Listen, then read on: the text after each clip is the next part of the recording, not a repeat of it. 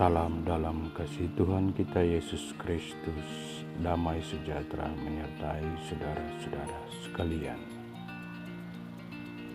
Pendengar yang diberkati Tuhan, renungan kita saat ini berjudul Ikat Pinggang yang Menjadi Lapuk. Namun sebelumnya, mari kita berdoa. Bapa kekal dalam kerajaan surga, terima kasih untuk waktu yang boleh Kau sediakan bagi kami. Saat ini kami akan baca merenungkan firman.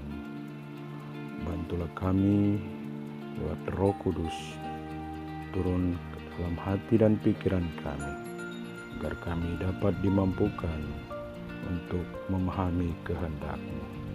Di dalam nama Yesus Kristus. Amin. Saudaraku yang kekasih dalam Tuhan, bacaan kita terambil di dalam kitab Yeremia, pasalnya yang ke-13 ayat 7. Begini firman Tuhan, maka pergilah aku ke sungai Efrat, lalu aku menggali dan mengambil ikat pinggang itu dari tempat aku menyembunyikannya. Tetapi ternyata ikat pinggang itu sudah lapuk, tidak berguna untuk apapun. Saudara-saudara jemaat yang dikasihi Tuhan Yesus Kristus, ancaman kegagalan, penderitaan dan tekanan hidup sering kita jumpai dalam realitas kehidupan orang banyak. Tak peduli dari strata atau tingkat sosial mana, dan tidak ada seorang pun yang kebal terhadap penderitaan ataupun tekanan kehidupan. Allah menyuruh Yeremia untuk membeli ikat pinggang dari kain lenan, menunjukkan bahwa sebagaimana ikat pinggang itu dipakai untuk menahan pakaian dan terikat erat, maka hubungan antara Allah dengan umatnya sangat kuat, berharga, dan bernilai tinggi.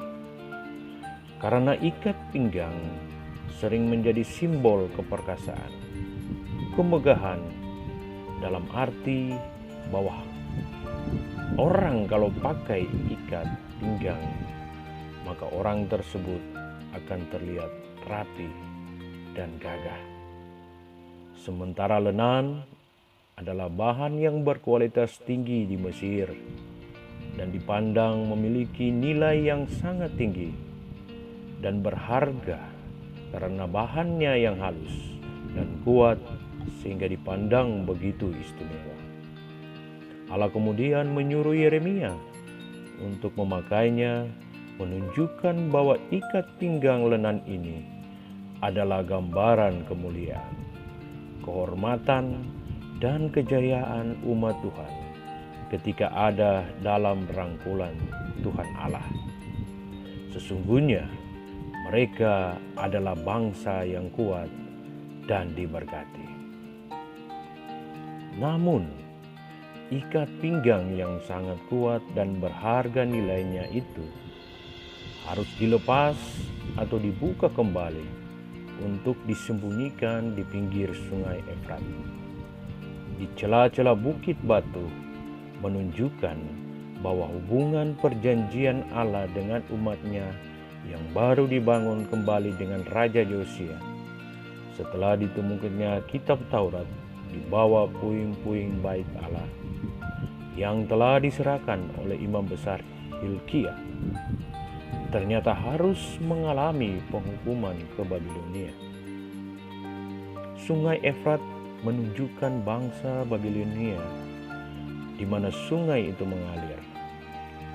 Babel merupakan tempat di mana Allah menghukum, menghancurkan dan memusnahkan para pemimpin dan umat yang bersikap congkak dan sombong serta tidak setia kepada perjanjian Allah dengan umatnya. Hal ini digambarkan dengan ikat pinggang yang diambil kembali dari tempat di mana telah disembunyikan, ternyata telah lapuk, tidak berguna lagi. Saudaraku yang kekasih, kelapukan itu bermakna kehancuran, penderitaan, ketiada arti, dan hilangnya kemuliaan. Inilah yang sedang mengancam umat Tuhan, bahwa pembuangan ke Babilonia sudah di depan mata. Itu berarti bahwa segala kesombongan dan kebanggaan mereka sebagai umat yang selalu berpikir bahwa Tuhan selalu berkenan atas mereka sebagai umat pilihan, sekalipun berbuat dosa, akan segala lenyap. Dalam pembacaan ini, bahwa rasa bangga diri yang berlebihan atau kesombongan serta kekebalan mereka pada mendengarkan kehendak Tuhan berakibat kehidupan mereka akan seperti buyung yang telah penuh anggur dan pecah.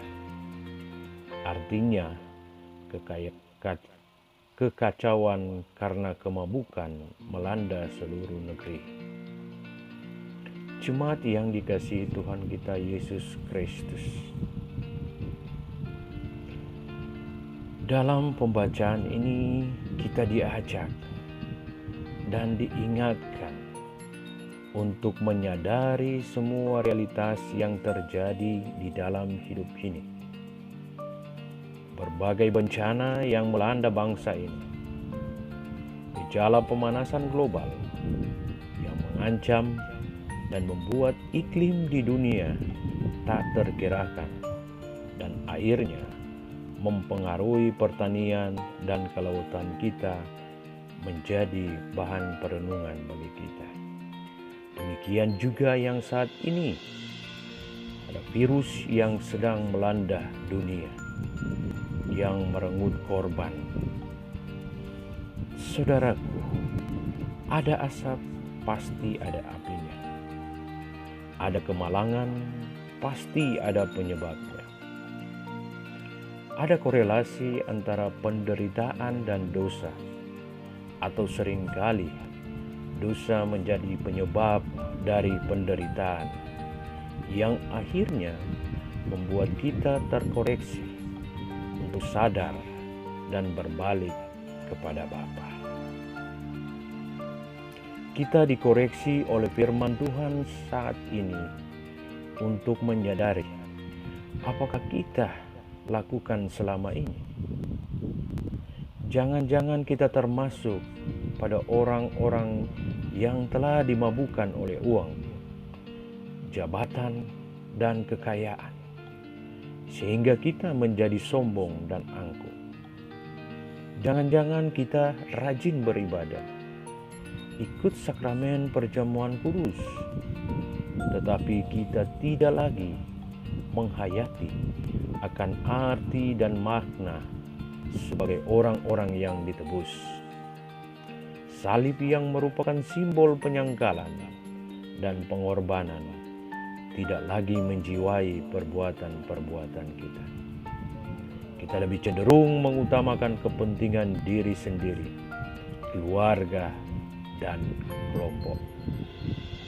Saudara-saudaraku, sebelum kasih Kristus yang terikat erat dengan tubuh kita terlepas dan hukuman Allah menimpa hidup kita, kita diajak untuk bertobat dan berbalik kepada Allah Bapa yang kita imani dalam Yesus Kristus yang telah menebus dosa-dosa kita.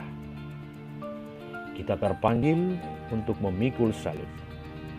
Itu berarti bahwa kita harus menyampaikan firman Tuhan, baik atau tidak baik, waktunya. Ingatlah saudara-saudara, tidak ada yang luput dari murka Allah. Ketika Allah telah menutup pintu pengampunan dan kasih sayangnya. Sesungguhnya Allah tidak pernah merancang penderitaan atau kehancuran bagi umatnya, sebab rancangannya adalah rancangan penuh dengan damai sejahtera. Tetapi dosalah yang menyebabkan manusia dalam penderitaan itu.